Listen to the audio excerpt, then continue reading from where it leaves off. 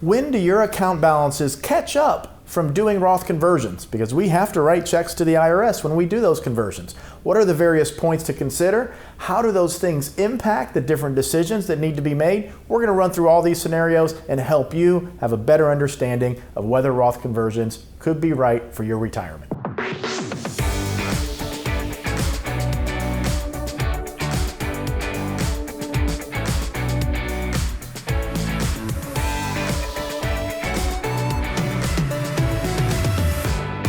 Hi, I'm Troy Sharp, CEO of Oak Harvest Financial Group, certified financial planner professional, and host of the Retirement Income Show. So this is a comment that we receive all the time on the YouTube channel here. But it's not just the YouTube channel when we're sitting down with clients going through the tax planning that we do for clients or prospective clients when we're doing the tax analysis of your current situation versus what you probably should be doing. This is something that comes up often. What do I mean when I say when do your accounts catch up after doing a Roth conversion? In today's example, we're going to look at someone that has $1.5 million in their retirement account and $250,000 in their savings or brokerage account outside of IRAs and 401ks. If they do nothing and assuming apples to apples that let's say both accounts are growing at 6% over time, if we aren't doing conversions, okay, the non-conversion strategy or plan is going to grow faster, okay, because in the plan where we're doing conversions, we actually have to write a check to the IRS. So we have less money initially to earn interest on. If we start out even, hypothetically, two different paths that we could go, so the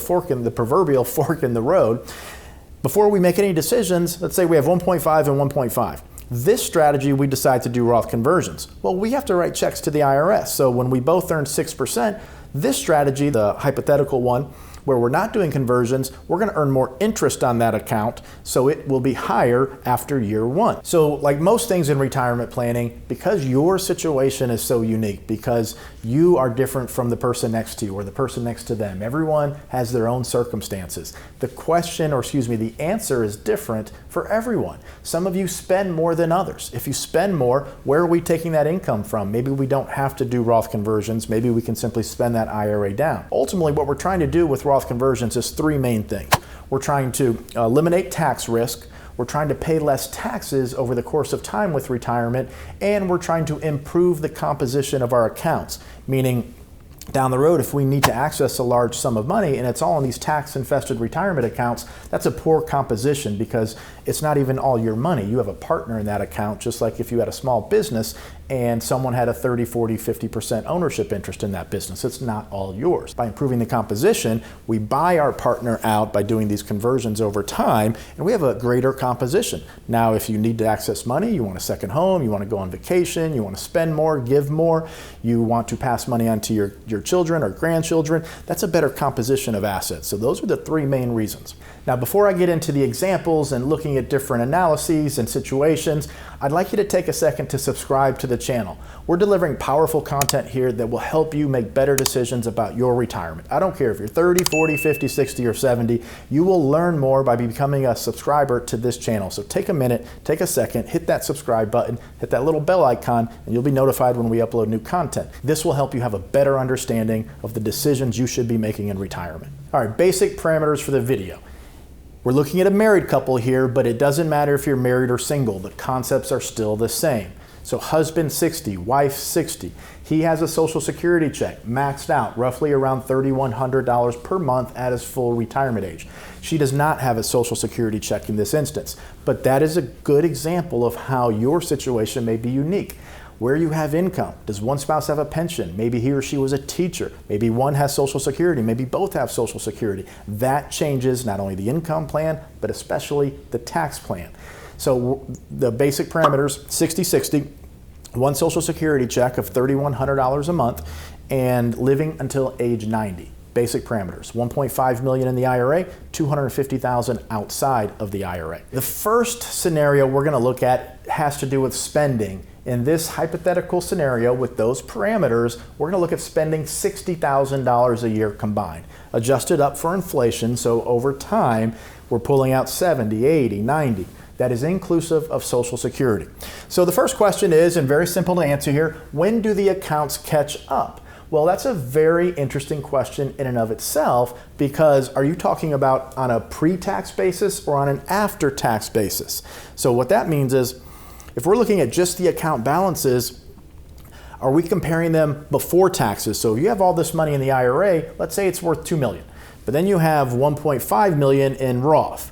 Okay, on a pre-tax basis, this one has more money.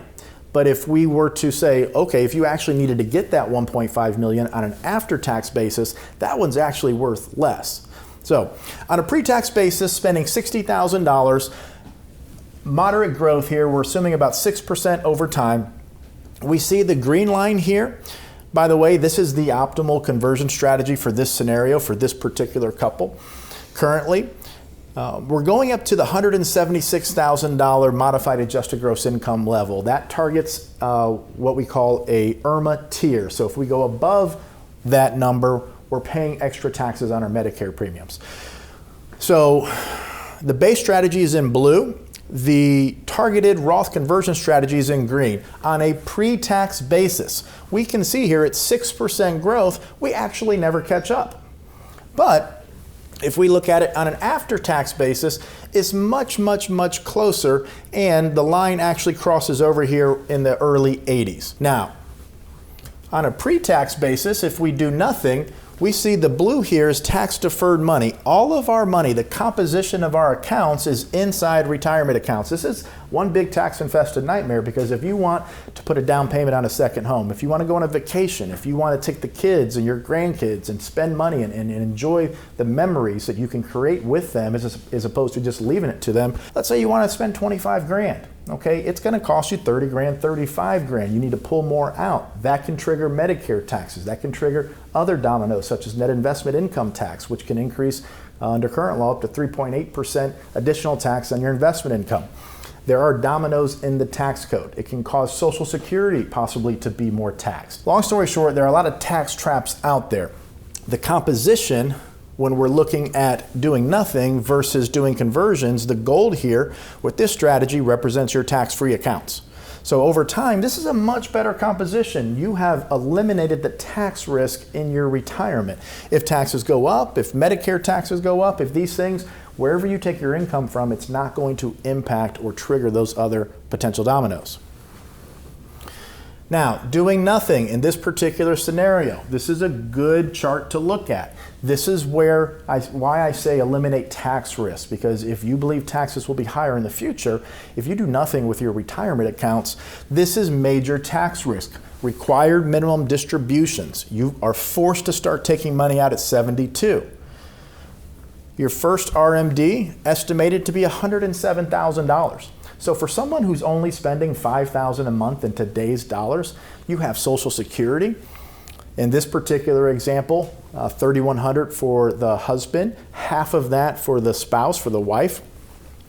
Let's call that $45,000 in today's dollars, plus $107,000. Now you're at $100 and let's call it $52,000 of income, and you don't spend anywhere near that. So you're paying tax on the majority of that income. As time goes on, your RMDs get up to $180,000. $228,000, $267,000.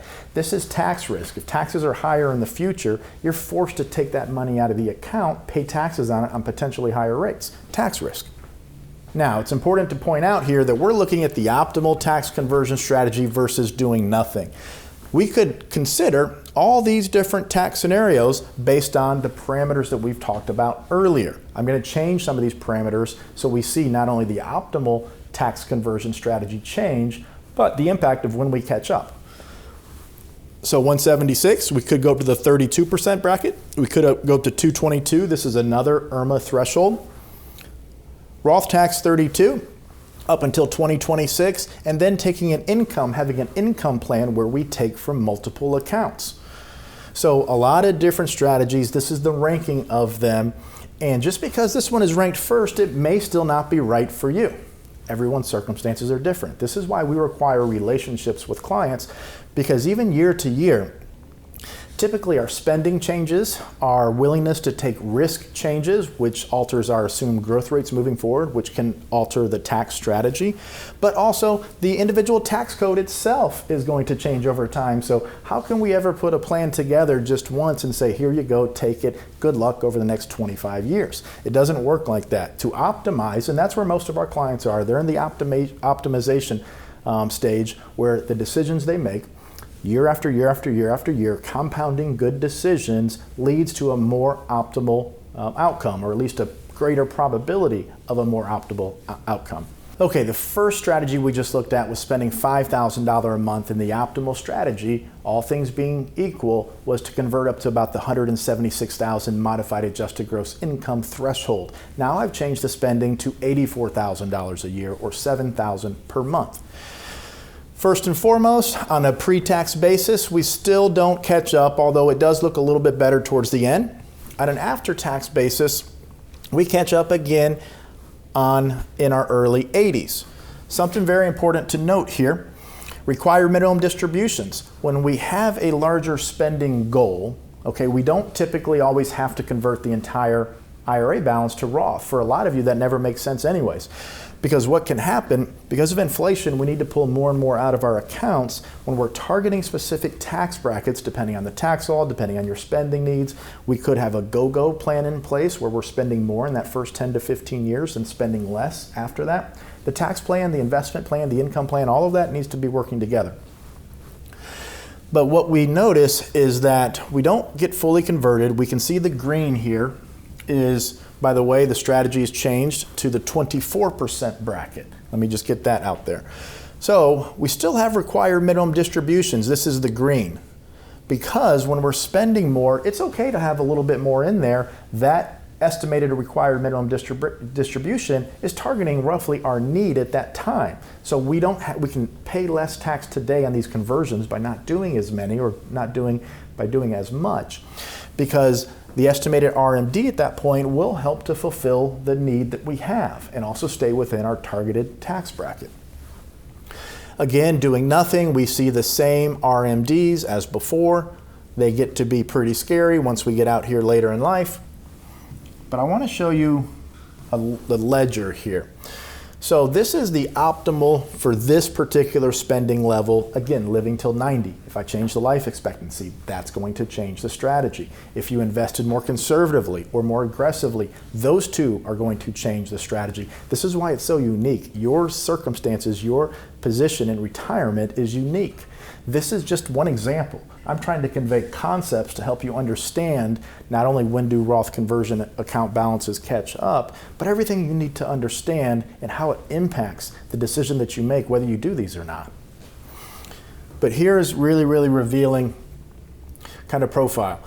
So this is the optimal. The optimal for this situation is also deferring Social Security a little bit later. So here in the conventional wisdom, the base, we have Social Security at 67. Over here, we have it deferred.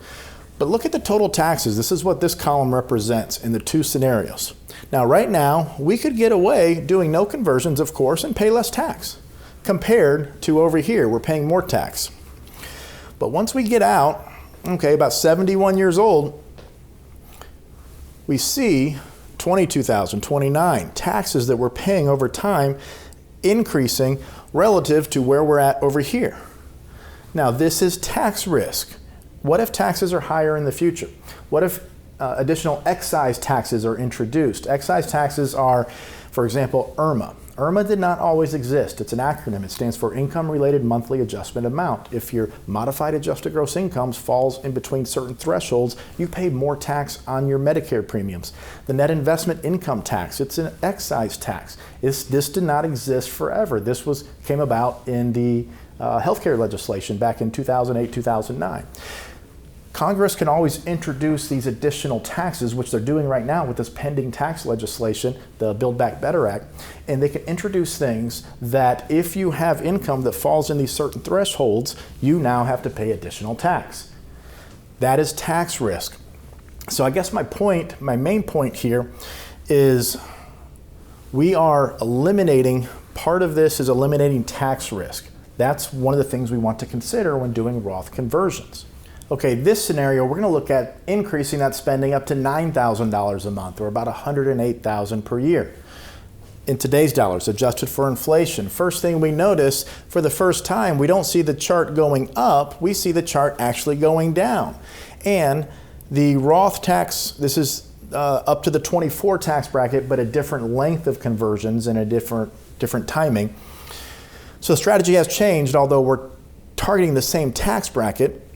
We see that the crossover point is a little bit later in life on a pre-tax basis. On an after-tax basis, it's mid-80s right there. But we do see, again, there's a bigger divergence here. So there's a kind of an emotional thing we have to consider here. If we're into retirement and we're spending a high amount relative to our asset base, are we comfortable doing conversions if it's projected that our account balances are going to go down? That's a discussion to be had. But one thing, this is a very interesting one, because now required minimum distributions are not as scary at $60,000, $70,000, $80,000 if we do nothing. But when we look at the ledger, taxes pretty similar here to the last one that we looked at, because we're targeting that same threshold. But then moving forward, because we're spending a larger amount of money, it changes the taxes down the road because we're spending more in the earlier years. So that's less in there. That means there's less money down the road that we need to take out. And we compare that to over here, we see this is a much bigger amount. Then we look at the total taxes, 1.187 versus 494. Let's call it almost $700,000 of additional taxes paid, not doing this versus doing that. So is one right or wrong? No, one's not right or wrong. One, we pay a lot less tax over time. We eliminate tax risk. We do have a better composition of assets. If we look at that, this is doing nothing. It's all blue. If we want to spend more money, we have only one place to choose from as far as where we get it. Composition is much better here. So getting back to the spending level here, we do see that with the base strategy, doing nothing, we feel more secure in the early years of retirement, but we are less secure in the later years of retirement. But still, if we decide to go down the path of doing the conversions and targeting the optimal range, well, then we also have to be okay with seeing the accounts down lesser or down to a greater extent when we're younger than they would be otherwise. So we have to mentally be prepared for what that looks like. And again, that's a conversation to have. Now, let's say we have a go-go plan in place where we're spending more over the first 5 or 10 years. Okay, that needs to be accounted for in here. I'm going straight spending all the way through. If one of us will live longer than the others, that's a huge part. If one spouse is in bad health or less than optimal health and has poor longevity, genetically speaking, when one spouse predeceases the other, the surviving spouse goes into the single tax brackets, but we still have to take those required minimum distributions. If there's a pension involved, if there's Social Security involved, a lot of times that can put us into a much, much worse tax situation, so that conversation needs to be had possibly. I hope you're getting the point that all of these various factors, this is why I say your situation is unique. This is why we require relationships with clients, because year to year to year, things are going to change. Our investment risk tolerance will change most likely over time. The tax environment, all of these things, we need to do this analysis typically a couple of times a year, make sure that you're connected to your money and you understand where you are, and then we need to have those conversations so as a team we can make the best decisions. I hope you're able to take away a lot from that video. I didn't cover all the scenarios that I wanted to because I'm trying to keep these videos a little bit shorter, but this is why I want you to subscribe to the channel, because we're delivering powerful content and the goal is to educate you. If you are not talking about these things with your advisor, reach out to your advisor, say, hey, do a tax analysis. What's going on with my retirement? Should I be doing conversions? How does my income plan and my investment plan, how does that impact my tax plan? Here at Oak Harvest, we feel your investment plan, your income plan, your tax plan, your estate plan, all those pieces need to be working together. So take a minute to subscribe, hit that little notification bell, and comment down below. I try to personally respond to the comments. I don't get to all of them, of course, but I try to personally respond. So if you have something to say, please say it down below, and hopefully I can get to your comment.